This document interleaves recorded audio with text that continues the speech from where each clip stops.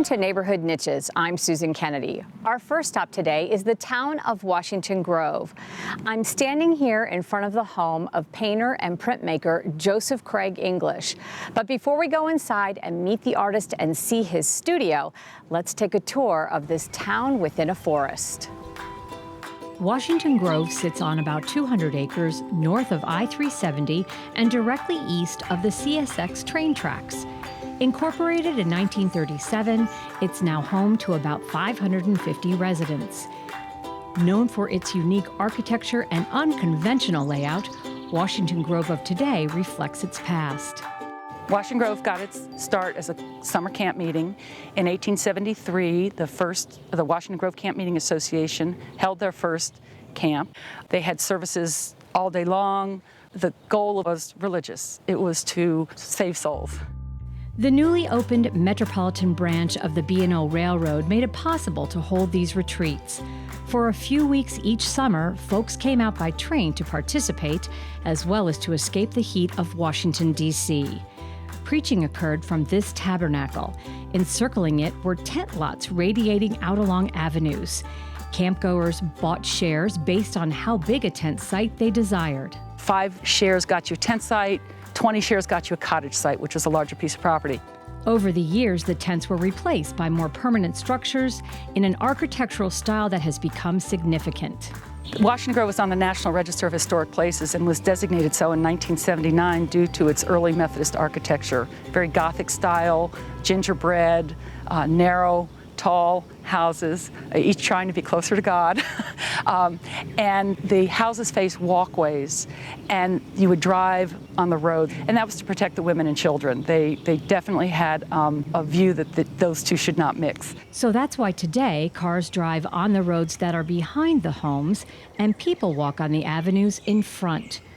A source of pride here in Washington Grove is the preservation of many of this land's original forest. It was a wooded area, some of it virgin wood area, and we're 200 acres total, and about 53% is forest, preserve, and woodland, and parkland. This 1885 house illustrates just how important the trees have always been to the residents. The greenhouse, the red roof with the tree growing through the porch. That's Mimi Stiles. She's lived here since 1985. About every 2 or 3 years, the porch floor needs to be opened up a little bit, and the porch roof needs to be opened up a little bit because that tree is still growing. And while the architecture and open space are key, it's the community spirit that makes Washington Grove so special. I think we're a potluck community. We're known for many potlucks. We have parades, music weekends. We have many events around town where families can participate, and it's a close-knit community because of that.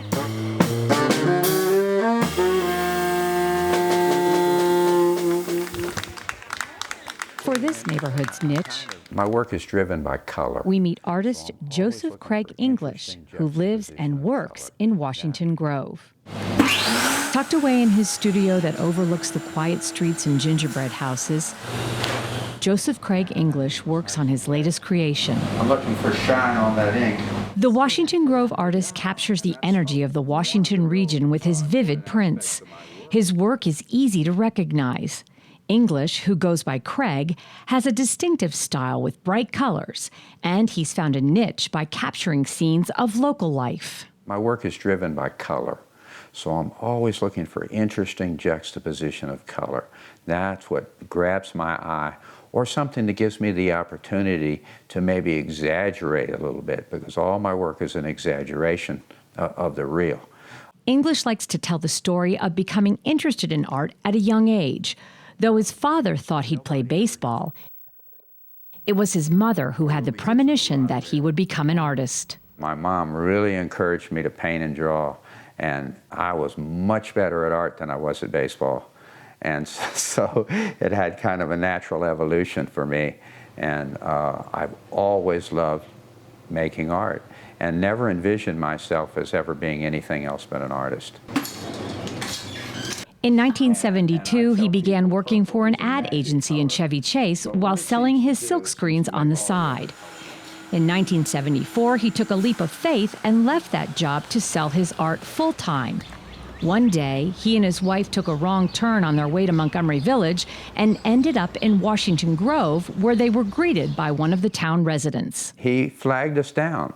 He said, "Are you visitors?" And I said, "Yeah, we're lost." And he said, "Well, let me tell you about Washington Grove." And he told us all the history, and we were just enchanted.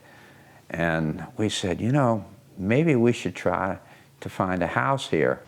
This house came up for sale, and I didn't want to have anything to do with it because it was painted bright bubblegum pink, and the entire inside was turquoise. And and it offended my artistic sensibility so badly, and my wife was in love with it. She said, "Oh, this is a great house." Over the 42 years he's lived in Washington Grove, Craig English has expanded his home to include the studio where he creates his paintings. English says living in Washington Grove has allowed him to flourish as an artist. The commute is a flight of steps from his home to his studio. It just works so beautifully, and it's relaxing. I've got 95 acres of woods behind the house that the town owns. I can walk out into the woods and decompress.